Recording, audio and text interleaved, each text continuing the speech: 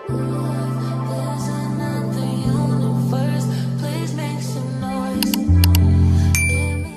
my little raggities, what is up? How are y'all doing? How are y'all feeling? If you are new here, I am Raina Swan, aka Big Raggedy. Let's get into this video.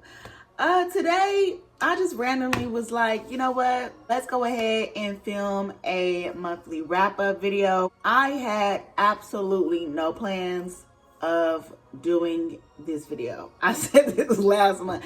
And the reason why I be feeling like this is because I've talked about these books so much throughout the whole month. By the end of the month, I just be like, okay, they done already heard me talk about these books. There's no point in me sitting down making a video about it again. But here we are, okay? This is actually my first time thinking about the order in which I want to rank these books. I will give you guys the ratings for what, I gave them, and I might talk about what it's about. I don't know. So let's get into my least favorite book from April. Yikes. Okay. So I had some pretty, I ain't gonna lie, I read 8 books. I had some pretty good picks for April. So, but this is not gonna be too hard, okay? So coming in at number 8, we have Call Me Mrs. Taylor by Shay Sanders. I was recommended this book. I was recommended this book on Instagram, and the girls were going crazy over Raya's character,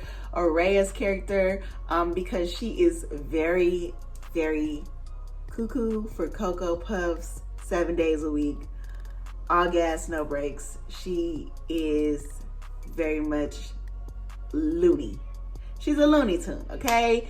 And she has her eyes set on a certain man, and she is going after what she wants. Now, a lot of people like dark romance, and they enjoy the craziness of it all because it's completely different from the life that they live. And we like a little chaos here and there, okay?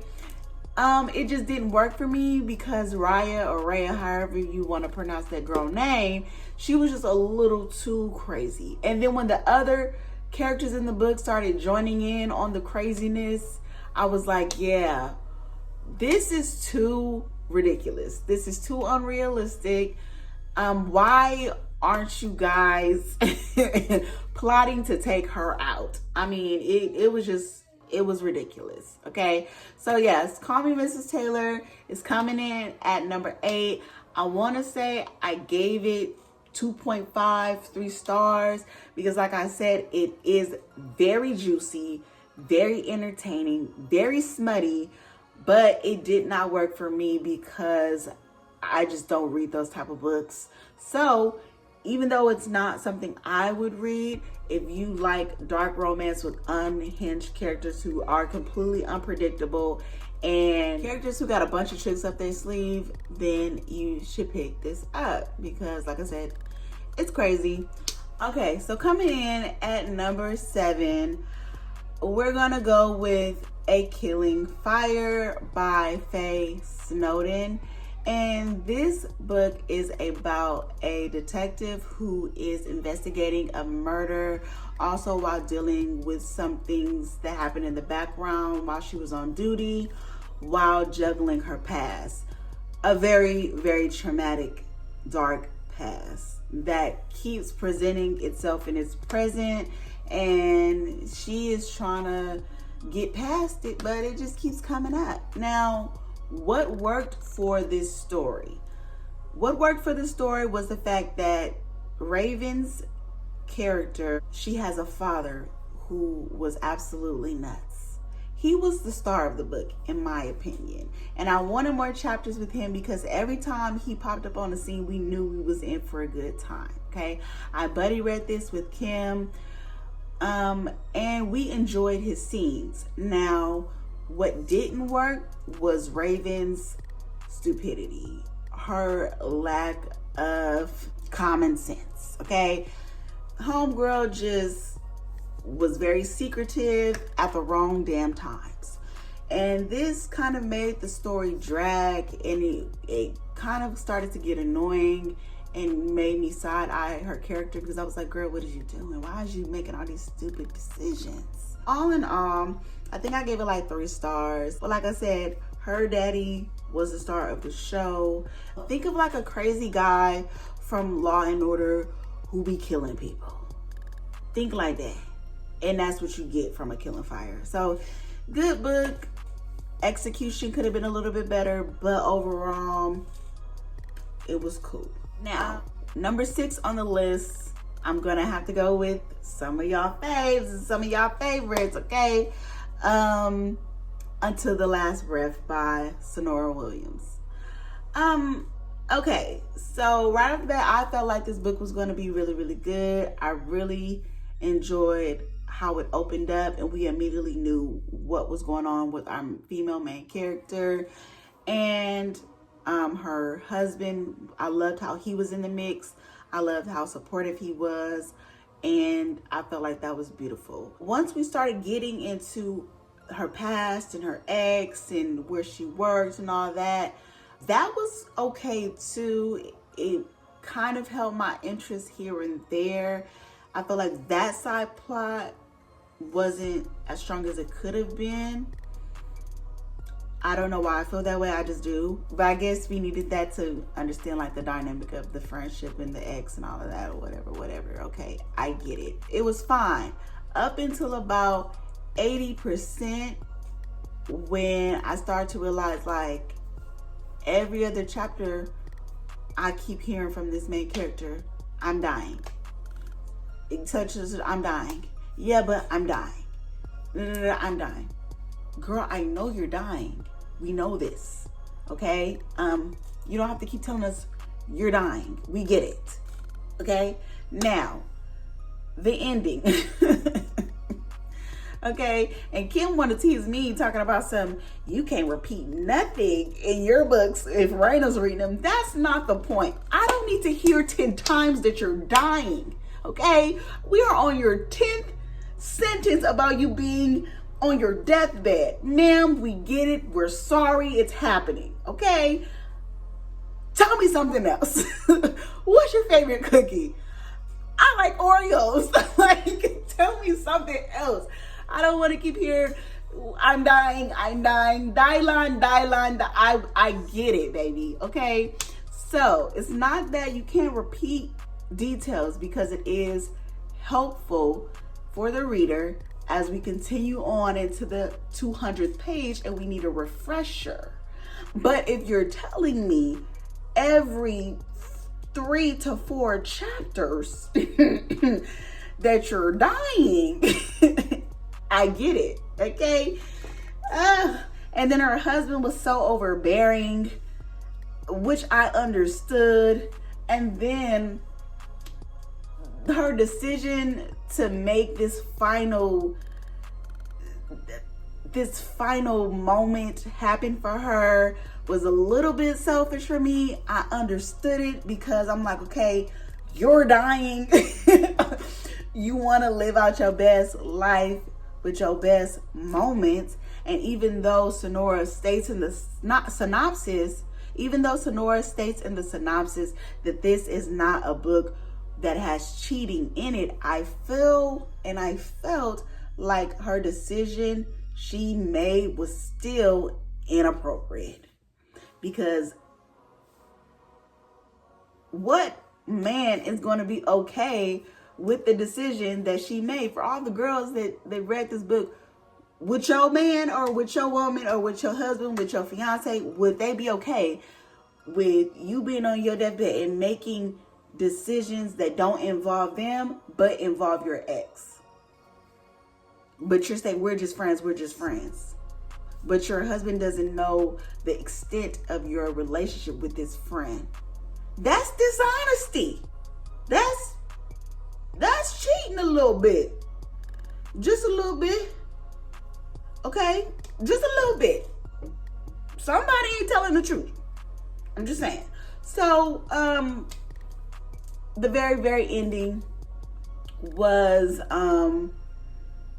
satisfying but predictable. So, I'll just say that. Moving on. Next on the list, what are we on? We're on number 5. Okay, coming in at number 5. I'm gonna do Blackbirds in the Sky just because I thought I was gonna get historical fiction about the Tulsa Massacre, and I got an essay. So I talked about that in a couple videos ago.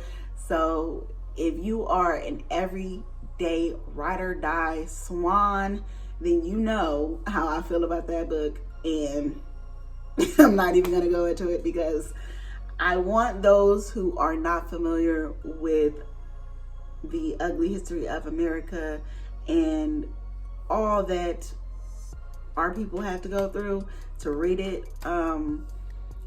Or if you do know, but you want a refresher and you want to know a little bit deeper about the extent of the history, because she goes deep, like deep. And it could be a lot to just read in one setting or one sitting. So yeah, I would say spread it out. Read a couple chapters one week and process it. Read a couple chapters in another week and process that. It is a lot of information. And I think that I didn't want to spread it out. I just wanted to read it and be done with it because I was mad that it wasn't I was mad that it wasn't historical fiction. So that's number 5. And I think I gave that 4 stars. Until Your Last Breath, I want to say I gave that 3.5 stars. Yeah, if I didn't, I'll put it on the screen. Doesn't matter. It wasn't 2 or 1. I know that. Okay. Coming in at number 4, we have, it's getting good, y'all, because it's getting harder. Okay, so it has to be between dang it. Oh my God. Okay, so it has to be between Never Say Never and The Bitter Truth. Okay. Which one was better? Okay, so Never Say Never was about Maya, who suspected her husband was cheating. I have to remember what each book was about before I rank them. So, okay, she suspected her husband was cheating. She was spiraling, and then she got caught up in some mess when somebody ended up dead. Okay, so now I'm caught up. Okay, and the twist was very unexpected. Okay, wasn't multiple twists, it was just one, which was okay. Some people said they kind of guessed it. It was, did I say it was predictable? I kind of figured it out, but I was like, nah. Okay, so yeah. Okay, yeah. Coming in at number 4, we have Never Say Never. Okay, because I just thought about the plot twist compared to The Bitter Truth. Okay, so yes, number 4 would have to be Never Say Never. I read this with our book club, the official chapter chat over on Fable. We had a great time. I think only one person rated it 2.5. Everybody had 3 stars and up. And it was really fun. I really enjoy our book club because we get a lot of engagement, a lot of dope people in there commenting, laughing, kiki, and having fun, slapping high fives and turning up, okay? And I enjoy that. I love that for me, D. Me, D, and Kim. So I like that for us. And this month we are reading Black Girl Gone. And it is, it's taking off on a juicy excursion. I read the first 2 chapters already and my pearls have been clutched already. I said, this main character, she's a little unpredictable, but we're going to keep reading and we're going to see where she's going with this, okay? So yes, if you have not joined the book club, you're missing out. I'm saying you're missing out. If you joined it and you ain't been reading with us, you're missing out. It's been fun. And the books have been good. We doing our damn thing, okay? I'll just say we doing our damn thing, okay? Okay, so coming in at number 3, The Bitter Truth. The Bitter Truth is about a married couple who is in a little bit of a shitstorm, okay? Our hubby, he is a governor and he is running again. It is campaign season. His right hand, his wife, she is his backbone. She is his special weapon. She has all the tools to help him succeed. She writes his speeches. She is a phenomenal wife. But we know that them politicians, they be having histories and things that would really make you wanna smack somebody, okay? Now, while our hubby, he's doing his campaign trail, he sees this ominous, dark, creepy, witch-looking lady out in the crowds.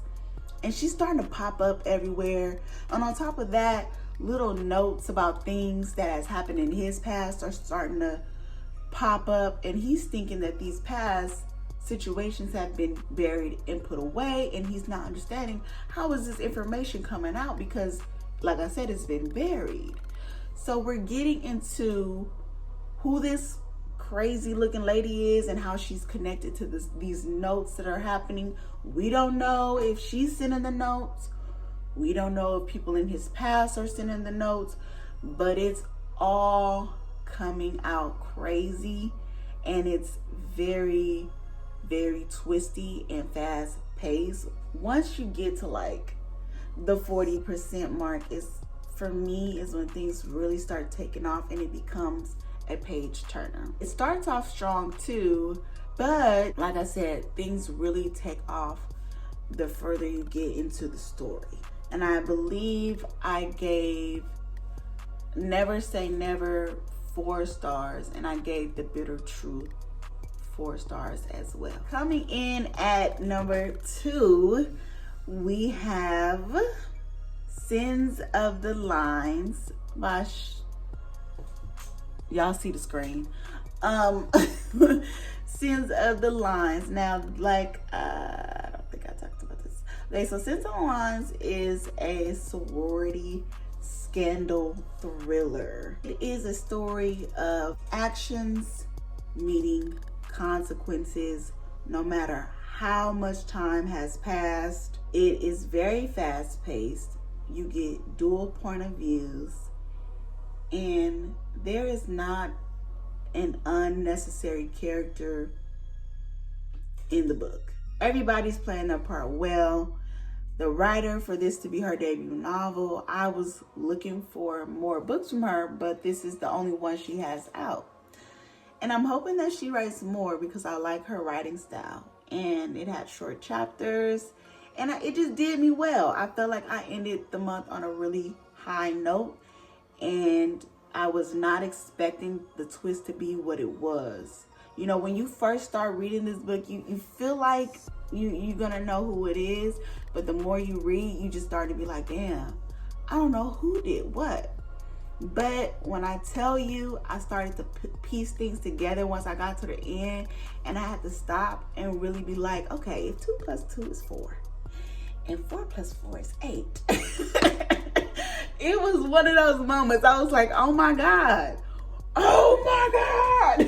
Like, it was one of those moments where when things hit the fan and my wheels was like, okay, I get it now. I get it. It was so good from beginning to the end. So definitely check that out. For sure. The number 1 spot, y'all already know what it is. King of Ashes coming in at number 1. Ooh, y'all thought he wasn't gonna be number 1? That is crazy. Y'all, I got the audiobook at the beginning of April, and when that thing hit my email, I dropped everything and put my headphones on, and I was locked in. It was such a good production. It was such a good story. You know, you have siblings who are taking over the legacy that their father is leaving behind. You know, you always have that one sibling who does more than their fair share, and they're resentful for it. And then you have that sibling who's always messing up, and then you have the sibling who kind of puts everything together and keeps everything under control and handles business when it needs to be handled. And the siblings did a good job of balancing each other out. The chaos and action was all the way there. You know, little brothers never fail to remind you why they're there. Little brothers are there to fuck shit up and make life difficult. Okay. Yes, they are. And S.A. Cosby did a phenomenal job with the pacing of this book, you guys.